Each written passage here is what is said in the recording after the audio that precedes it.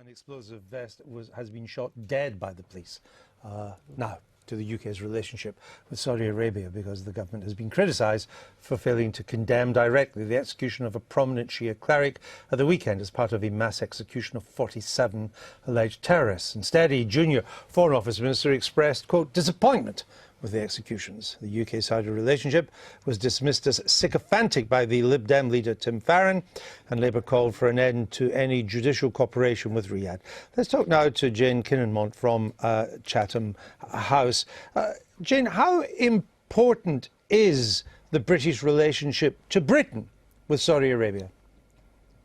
It's an important trade partner and also an important partner in counter-terrorism and intelligence sharing. All this in a context of a Middle East where many of the traditional governments have been massively weakened over the past few years, and the Gulf governments are some of the few still standing. And in this standoff now between Iran and Saudi Arabia, and we've learned this morning, at least the Iranians are claiming that their diplomatic quarters in the Yemen has been bombed by Saudi jets. They're both fighting a proxy war in Yemen, the Iranians and the Saudis. Does Britain have a side? If other Saudis are allies in this and Iran not? Britain has traditionally been much closer to Saudi Arabia, but it is trying now to balance that relationship more with Iran, even as both countries abuse human rights and are stepping up the use of the death penalty. But one of the reasons that Saudi Arabia is currently quite on the defensive is that it has a fear that its Western allies are on the brink of abandoning it in favour of Iran. That fear is misplaced and overstated, but in Riyadh, it's very real. Jane Kinnamont of Chatham House, thank you for joining us this morning.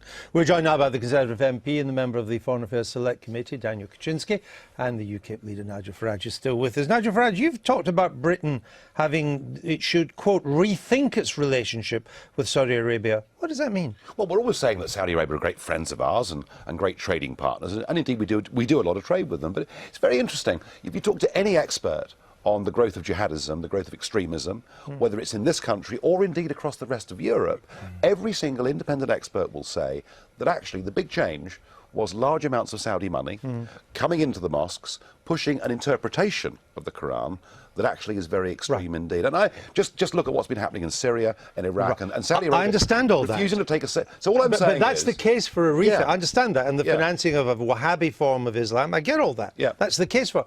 But what would a rethink mean?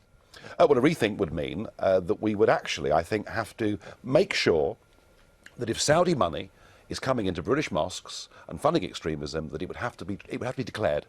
We need some transparency for Saudi money. But Saudi money is coming into British mosques. Yes, we know that already. Yeah, we know that, but we don't know the extent of it or the amount of it, and I think there needs to be a sort of proper transparency register. Should we stop selling them arms?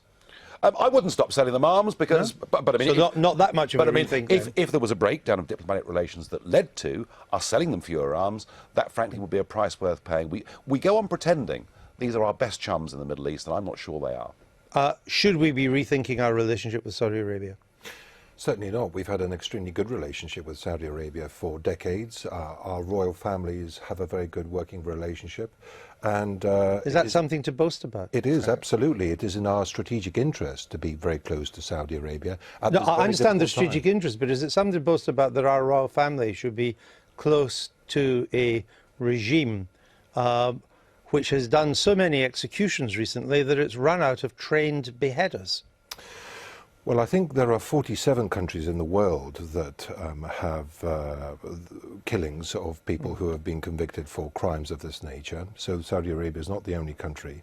But it's very important... No, but it's our ally. It's very important that we continue to engage with Saudi Arabia to make representations when we disagree with them, as we do on a regular basis. We can't just stop relations with them, as Jeremy Corbyn would have us do, and have no contact with them. When we go to Saudi Arabia, we make very strong representations on the things that we disagree with them. That's and what difference has that made? Well, when I first went to Saudi Arabia, there were no women, for example, in the Shura Council. Now that 30% of their representatives are women, women have now been able to take part in elections. They still can't drive. Well, it's moving at a slow pace. What evidence is there that we have played any role in that? Well, because I think the Saudis are interested in having a close relationship with the United Kingdom. What evidence and when we go is to there Saudi, that anything that we've asked on women's rights, and I have no evidence that we've asked for very much, has played a role in that? it's that contact that we have with NGOs and human rights organizations when we go to Saudi. When we go to Saudi, we leave our minders behind at one stage and we go and engage with women's rights organizations directly, one-to-one. And they get a lot of comfort from the fact that British politicians are coming out there to support them and help them to campaign for their rights. So why are they not? We may be doing our bit for women's rights in Saudi Arabia. Fine. But what about the fact that the Saudis have refused to take a single refugee or migrant from Iraq or Syria, and yet are going to be funding 200 mosques in Germany? Would you disagree with the experts that they have been funding extremism in British mosques? Isn't it time we said no?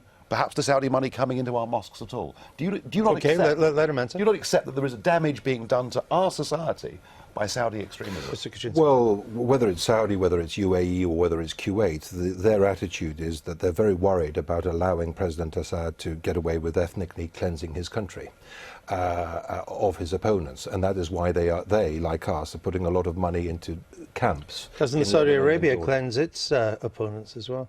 No. It doesn't? Saudi Arabia... But it's just executed 47 of them. And those 47 people, the Saudis say, were convicted by an independent judiciary, by 15 judges, that they were involved in terrorist acts. We also eliminate opponents worldwide who are involved in terrorist acts. I'm afraid we've because we haven't asked the question, have we? I must explain to you, because we overran on the Trident discussion with Mr. Livingston and Julian Lewis. I'm sorry, we've run out of time, but we'll come back to this in the weeks to come. I thank you both for being with us. You didn't frankly have the balls to put country before party.